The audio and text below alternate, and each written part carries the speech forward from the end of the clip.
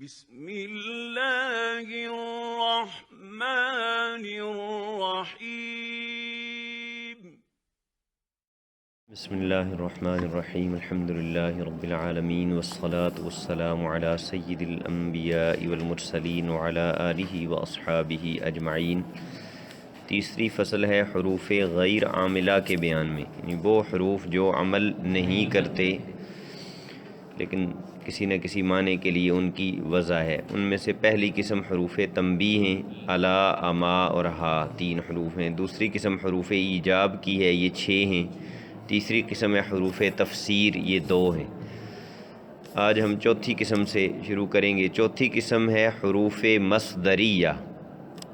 حروف مصدریہ، ان کو جو نام دیے گئے ہیں علماء نے ان کو نام ہی ایسے دیے ہیں کہ نام سے ہی ان کا معنی مفہوم سمجھ آتا ہے اگر بندہ غور کرے تو۔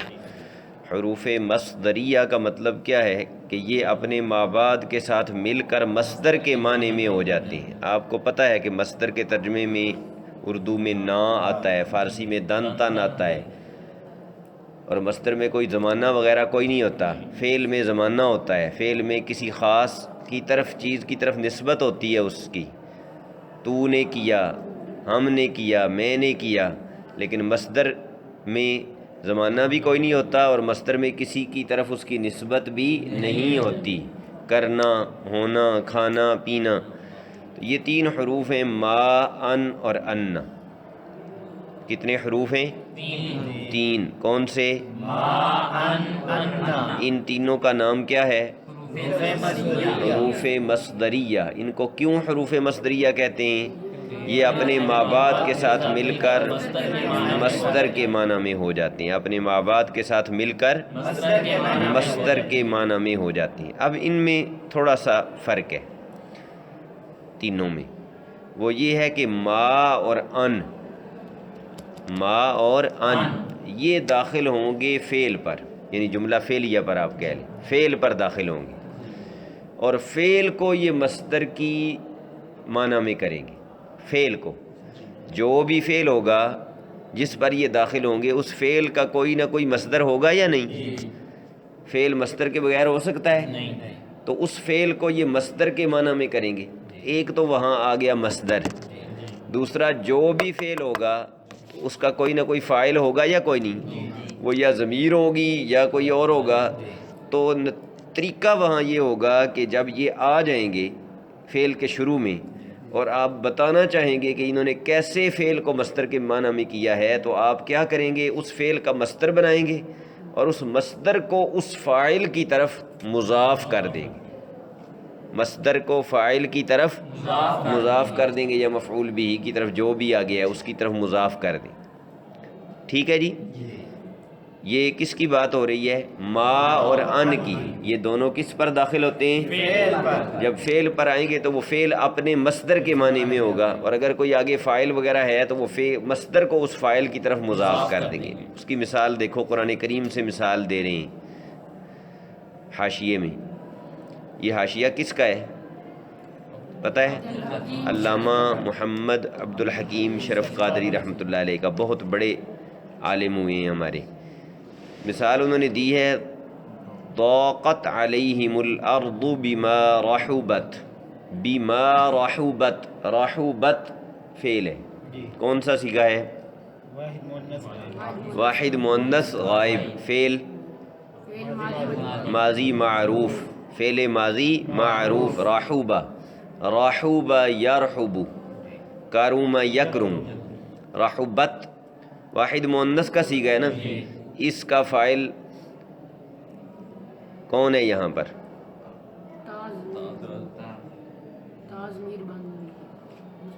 واحد مؤنث کا جو صیغہ ہوتا ہے اس میں فاعل تا ہوتی ہے یا ہیا ضمیر ہوتی ہے پوشیدہ، تا محض تانیث کی علامت ہوتی ہے، اس کے اندر ضمیر ہوگی، یہاں ضمیر ہی ہے جو پیچھے الارض کی طرف لوٹ رہی ہے، زمین، رحبت۔ اب ما اس پر آ گیا، بی ما میں جو ما ہے یہ ما کون سا ہے؟ مصدریہ، یہ آ گیا اس پر۔ تو ما یہ راحوبہ کو جو کہ راحوبت کو جو کہ فعل ہے، اس کو اس کا جو مصدر ہے رحب، اس کا مصدر کیا ہے؟ رحب کے معنی میں کر دے گا. اور یہاں چونکہ ضمیر ہے نا اس کے اندر پوشیدہ، وہ ہیا ہے، ہیا اس کا فاعل ہے. اب اس کی طرف ہم نے مضاف کرنا ہے، تو جب اس ضمیر کو مضاف الیہ بنائیں گے تو مضاف الیہ ہمیشہ ضمیر متصل ہوتی ہے، منفصل نہیں ہو سکتی.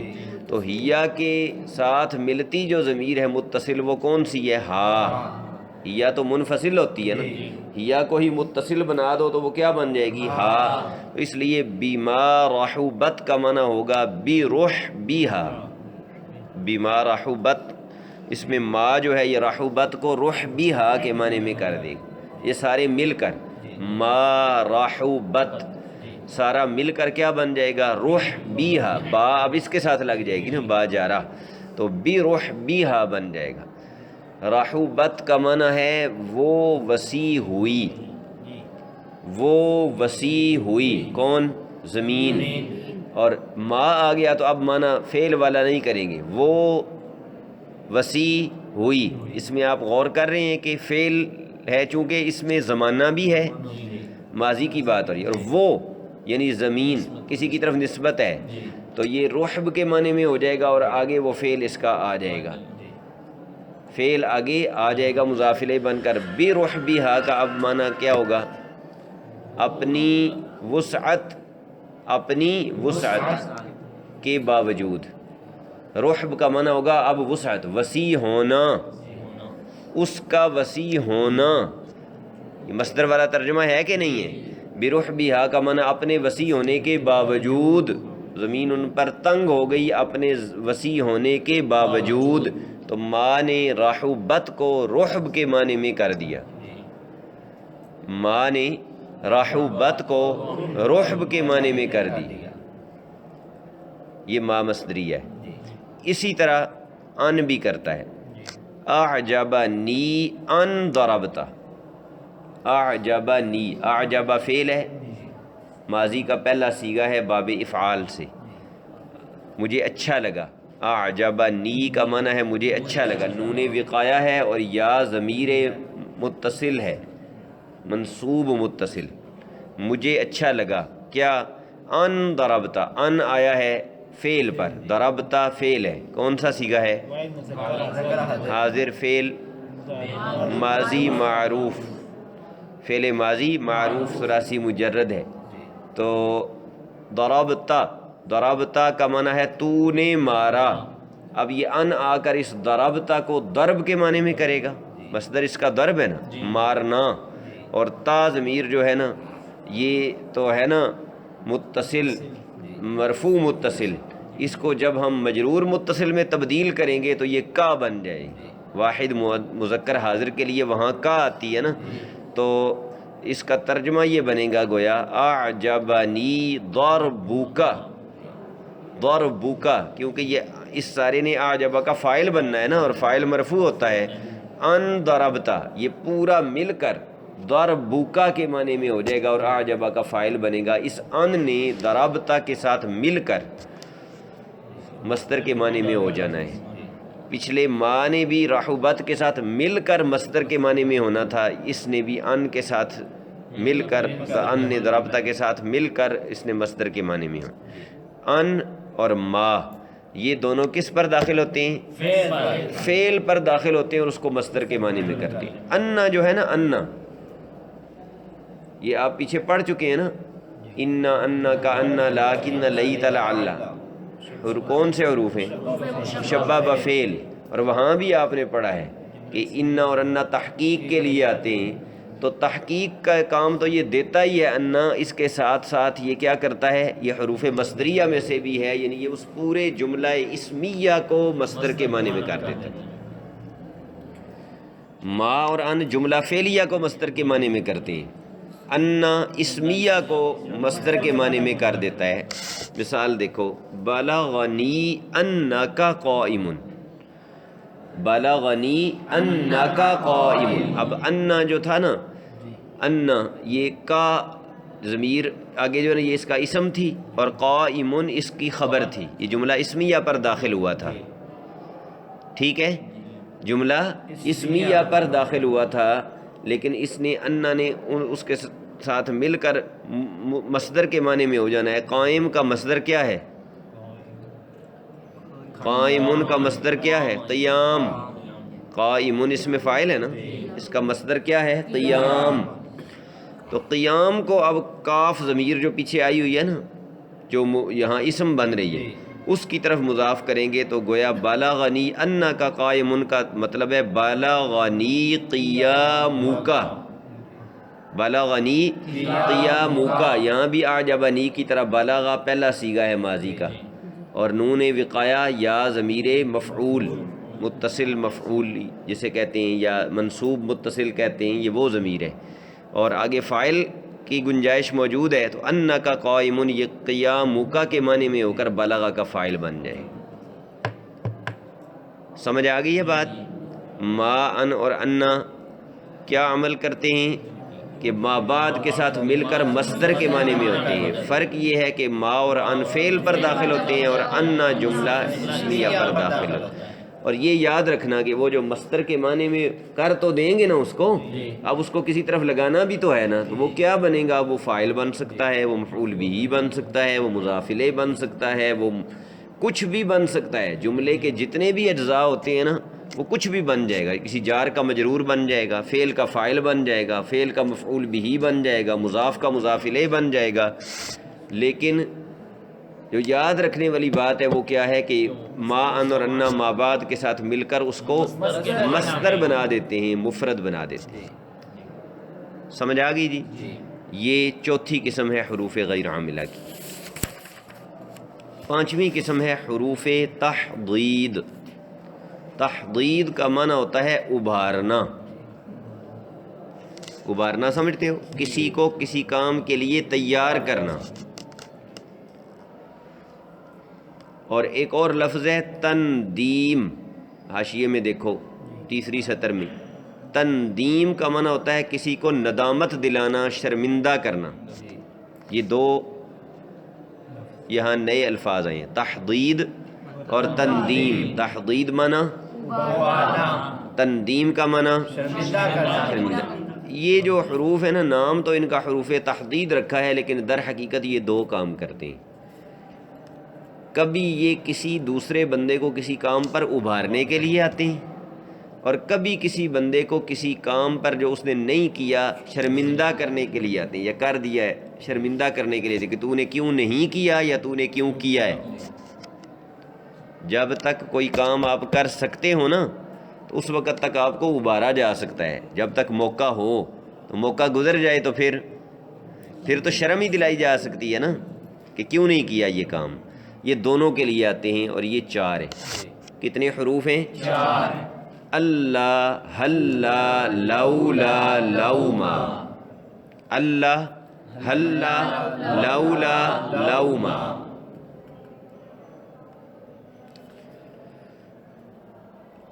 اگر یہ مضارع پر آئیں گے، فعل مضارع کے شروع میں آئیں گے، تو پھر یہ آئیں گے تحضید کے لیے، یعنی ابھارنے کے لیے۔ مثلاً اللہ تحفظ الدرس، تو اپنا سبق زبانی کیوں نہیں یاد کرتا؟ اللہ تصلی، تو نماز کیوں نہیں پڑھتا؟ آئی سمجھے؟ یہ تحضید ہے۔ اور اگر یہ آئیں گے ماضی پر، تو پھر یہ آئیں گے تندیم کے لیے، شرمندہ کرنے کے لیے۔ قرآن کریم سے اس کی مثال دے رہے ہیں، لولا اذ سمعتموہ ظن المؤمنون خیرا۔ نہیں، یہ قرآن کریم سے نہیں ہے۔ لولا اذ سمعتموہ ظن المؤمنون خیرا، یہ آیت نہیں ہے، ویسے مثال دی ہے کہ جب تم نے اس کو سنا، اس بات کو، تو مومنوں نے بلائی کا گمان کیوں نہیں کیا، اچھا گمان کیوں نہیں کیا؟ تو یہاں لولا آیا ہے ظن پر، گویا یوں ہے لولا ظن المؤمنون خیرا، مومنوں نے گمان کیوں نہیں کیا؟ تو مطلب یہ ہے کہ ان کو اچھا گمان کرنا چاہیے تھا۔ اس میں شرم دلائی جا رہی ہے، شرمندہ کیا جا رہا ہے۔ سمجھ آئی ہے؟ لولا حفظت الدرس، اب مانا یہ ہوگا کہ تو نے سبق یاد کیوں نہیں کیا، یعنی شرم دلائی جا رہی ہے۔ اس میں تندیم کے لیے آئے گا، مضارع پر آئے تو تحضید کے لیے، اور ماضی پر آئے تو تندیم کے لیے۔ اشعار بھی لکھ رہے ہیں اس میں، دو شعروں میں اس کو بیان کیا ہے مولانا عبد الرسول نے۔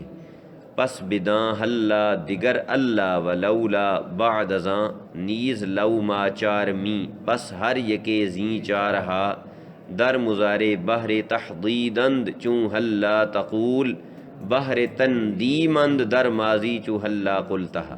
ان دونوں میں ان کا معنی اور استعمال وغیرہ سب کچھ بیان کر دیا ہے کہ مضارع پر آئیں تو تحدید کے لیے بہر تحدیدند ہلا تقولو ہلا تقولو تو یہ بات کیوں نہیں کہتا اور ماضی پر آئیں تو تندیم کے لیے ہلا قلتہا تو نے یہ بات کیوں نہیں کہی. سمجھ آ گئی ہے جی. چھٹی قسم ہے حرف توقع. حرف توقع پہلے میں حروف کہتے رہے ہیں، جو ایک ایک ہے ان میں حرف کہا ہے، ایک کے لیے ایک صیغہ استعمال کیا نا، ایک والا مفرد والا حرف. یہ ایک ہے قد. قد کے بارے میں تھوڑی سی تفصیل ہے. ایک معنی اس کا وہ ہے جو اس میں ہمیشہ پایا جاتا ہے، چاہے یہ ماضی پر آئے یا مضارع پر. قد ماضی پر بھی آتا ہے اور مضارع پر بھی. قد سمع اللہ قول التی تجادلک ماضی پر آیا قد سمع، سمجھ آئیے. اور قد جو ہے یہ مضارع پر بھی آتا ہے، ماضی پر تو بہت زیادہ آیا ہے نا قرآن مجید میں. قد افلح من تزکا، قد افلح المؤمنون، ٹھیک ہے، مضارع پر بھی آتا ہے. تو ایک معنی اس کا ایسا ہے جو اس میں ہمیشہ پایا جاتا ہے، چاہے یہ ماضی پر آئے چاہے یہ مضارع پر آئے. وہ ہے تحقیق. وہ معنی کیا ہے؟ تحقیق یعنی بے شک، حق ہے، یہ درست ہے اس معنی کے لیے. مثلا قد راکب الامیر، بے شک امیر ابھی سوار ہوا ہے. قد نرا تقلب وجهک فی السماء، بے شک ہم دیکھتے ہیں تمہارے چہرے کا پلٹنا آسمان میں. تو تحقیق والا معنی اس میں ہمیشہ ہوگا، چاہے یہ ماضی پر آئے چاہے یہ مضارع پر آئے.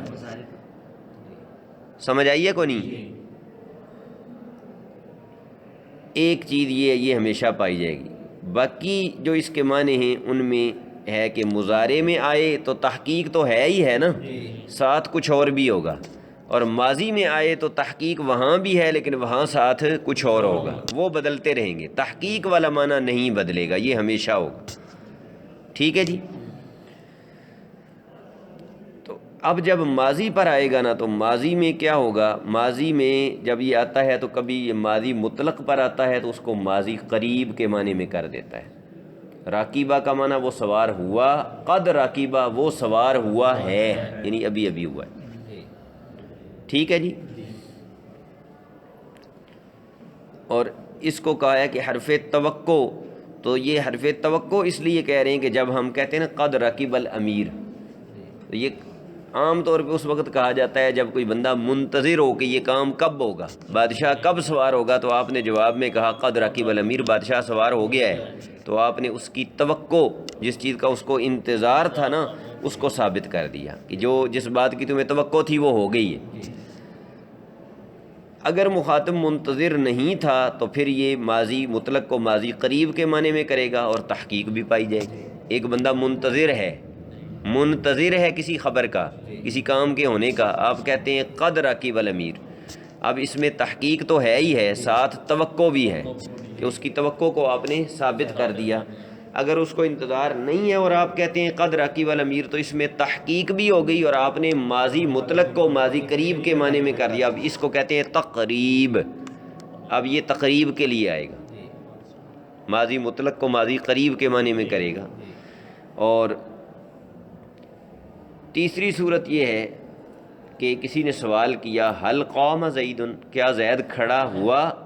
تو آپ کہیں قد قام زید. اس میں صرف تحقیق کے لیے. ماضی میں گویا اس کے استعمال کی کتنی صورتیں ہیں؟ 3. کتنی صورتیں ہیں ماضی میں؟ تحقیق تو تینوں کی تینوں میں پائی جائے گی نا. اگر اگلا بندہ منتظر تھا تو تحقیق کے ساتھ توقع پائی گئی ہے، نہیں منتظر تو تحقیق کے ساتھ تقریب پائی گئی ہے، اور اگر استفہام ہے تو پھر محض تحقیق. ٹھیک ہو گیا جی. مضارع میں بھی اسی طرح ہے کہ مضارع میں بھی اس کی 3 صورتیں بن جاتی ہیں.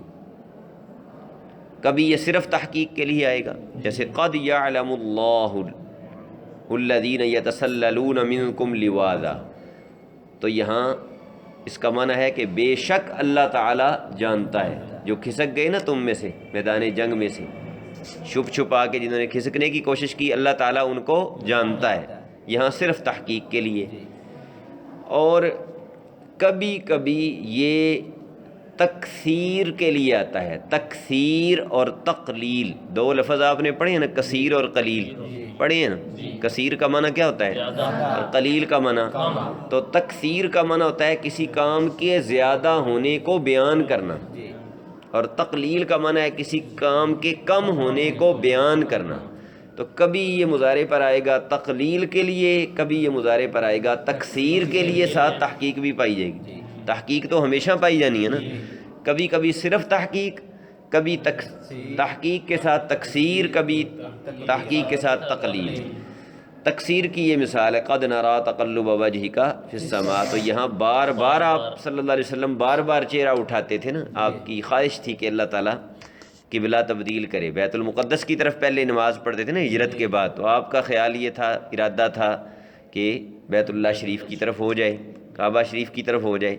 تو یہاں قد نرا کا معنی ہم بار بار دیکھتے ہیں، اور کبھی یہ تقلیل کے لیے آتا ہے، جیسے حدیث شریف میں ہے نبی کریم علیہ السلام نے فرمایا ان الکذوب قد یصدق، بڑا جھوٹا بھی کبھی کبھی سچ بول ہی دیتا ہے، بہت بڑا جھوٹا ہو نا کبھی وہ بھی سچ بول دیتا ہے۔ قد یصدق، قد یصدق کا معنی ہے کبھی کبھار، یہاں یہ تقلیل کے لیے ہے۔ سمجھ آ گئی ہے جی بات؟ جو اس لفظ قد کا پکا معنی ہے وہ کیا ہے؟ وہ ہمیشہ رہے گا۔ باقی ماضی میں کبھی صرف تحقیق، کبھی ساتھ توقع بھی، کبھی ساتھ تقریب بھی، اور مضارع میں کبھی صرف تحقیق اور کبھی اس کے ساتھ ساتھ تقلیل اور کبھی اس کے ساتھ تکثیر۔ ٹھیک ہو گیا جی؟ ساتویں قسم ہے حروف استفہام۔ حروف استفہام یہ وہ ہیں جو بات کے متعلق پوچھنے کے لیے آتے ہیں۔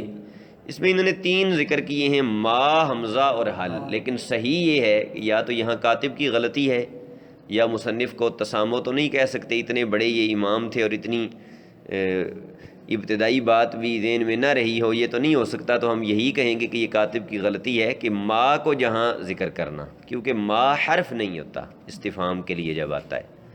ما جو استفہام کے لیے آتا ہے نا، وہ آپ پڑھ چکے ہیں، وہ ایو شیء کے معنی میں ہوتا ہے اور وہ اسم ہوتا ہے۔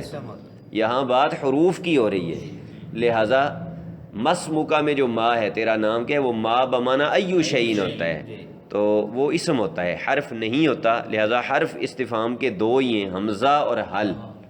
حمزہ اور حل۔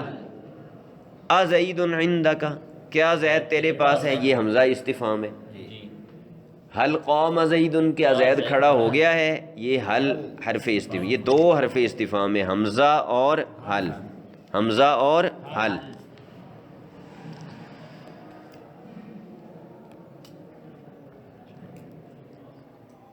یہ دونوں ما جس کا پہلے ذکر ہے اور بتایا کہ وہ حرف نہیں ہے، اسم ہے، ما اور حل یہ دونوں شروع کلام میں آتے ہیں، اور دونوں جملہ اسمیہ پر بھی آتے ہیں اور فعلیہ پر بھی آتے ہیں۔ دونوں ابتدائی کلام میں آئیں گے، شروع میں آئیں گے، اور جملہ اسمیہ پر بھی آئیں گے اور جملہ فعلیہ پر بھی آئیں گے۔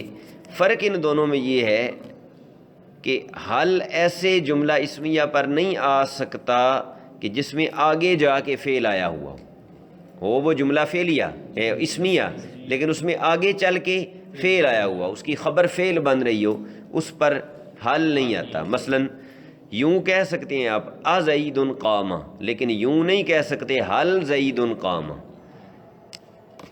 زید قام جملہ اسمیہ ہے، جملہ اسمیہ کی نشانی کیا ہوتی ہے؟ جس کا پہلا جز اسم ہو۔ زید قام جملہ اسمیہ ہے نا، لیکن آگے چل کے اس کی خبر فعل ہے یا نہیں، اس پر حل نہیں آئے گا، حمزہ آئے گا، حل نہیں ہے۔ ہاں البتہ یوں کہہ دو حل قام زید، اب ٹھیک ہے، کیونکہ اب یہ جملہ اسمیہ نہیں رہا، جملہ فعلیہ بن گیا۔ کوئی سمجھ شریف میں آئی ہے کوئی نہیں بات؟ حل میں اور حمزہ میں کیا فرق ہے؟ حل میں اور ما میں کیا فرق ہے؟ حل ایسے جملہ اسمیہ پر نہیں آ سکتا جس کی خبر آگے جملہ فعلیہ ہو، حمزہ ویسے تو استفہام کے لیے آتا ہے، بات حروف استفہام کی ہو رہی ہے نا، لیکن استفہام کبھی کبھی انکار کے لیے بھی آتا ہے. یہ ہر زبان میں ہوتا ہے، ہماری اردو، پنجابی، سب زبانوں میں ایسا ہوتا ہے کہ بعض اوقات ہم بات لفظاً تو یوں محسوس ہوتا ہے پوچھ رہے ہیں، لیکن حقیقت میں ہم کیا کر رہے ہوتے ہیں؟ انکار کر رہے ہوتے ہیں. استاد صاحب ایک بات سمجھائیں بار بار، آپ پہ اثر کوئی نہ ہو، تو وہ کہیں گے میں نے یہ بات سمجھائی ہے یا نہیں. استفہام ہے نا، لیکن مطلب کیا ہے کہ سمجھائیے. یعنی استفہام میں کبھی انکار ہوتا ہے، کبھی استفہام میں اس بات ہوتا ہے. تو حمزہ بھی اسی طرح ہے، یہ کبھی کبھی انکار کے لیے بھی آتا ہے اور کبھی کبھی اس بات کے لیے بھی آتا ہے. الم نشرح لک صدرک، کیا ہم نے آپ کی خاطر آپ کا سینہ نہیں کھولا، مطلب ہے کھولا ہے. ٹھیک ہے جی. اور نفی کے لیے بھی آئے گا، انکار کے لیے بھی آئے گا کہ بظاہر وہاں استفہام ہوگا لیکن اصل مقصد کیا ہوگا؟ انکار. مثلا ایک بندے کو کوئی دیکھے کہ وہ کوئی غلط کام کر رہا ہے، ٹھیک ہے، تو وہ کہے استفہام کے انداز میں کیا یہ کام حلال ہے؟ جو کام تم کر رہے ہو کیا یہ کام جائز ہے؟ مطلب کیا ہوگا؟ جائز نہیں ہے. حمزہ استفہام کے لیے آتا ہے، لیکن کبھی محض استفہام ہوتا ہے اور کبھی استفہام کے ساتھ ساتھ انکار یا اس بات دونوں ہوتے ہیں. ٹھیک ہے جی. 8ویں قسم ہے حرف ردع، یہ بھی ایک ہی ہے. ردع کا معنی ہوتا ہے ڈانٹنا، کسی کام سے یا کسی بات سے روکنا. یہ کلا ہے، کلا. ایک بندے نے بات کی نا ایسی جو اس کو نہیں کرنی چاہیے تھی، تو آپ آگے سے کیا کہیں گے؟ کلا. کلا کا معنی ہے کہ ہرگز ایسا نہ کہہ، ہرگز ایسا نہ کہہ. یہ اس کا ایک معنی ہے کلا کا. مثلا کسی نے کہا فلان یبغضک، فلاں آپ سے بغض رکھتا ہے، تو آپ آگے سے کیا کہیں؟ کلا. کیا مطلب ہوگا؟ ایسا نہ کہہ، ہرگز ایسا نہ کہہ. اور کبھی کبھی یہ حقاً کے معنی میں بھی آ جاتا ہے. حقاً کا معنی ہوگا بے شک. کلا سوف تعلمون، بے شک ان قریب تم جان لو گے کہ تمہارا حشر کیا ہوتا ہے. کافروں سے کہا جا رہا ہے کلا سوف تعلمون. کلا کا معنی یہاں کیا ہے؟ حقاً، بے شک. یہ دو معنی ہیں اس کی. کلا ردع کے لیے بھی آتا ہے، جھڑکنے کے لیے کہ ایسا نہ کہو، اور حقاً کے معنی میں بھی آتا ہے. سمجھ آ گئی ہے جی؟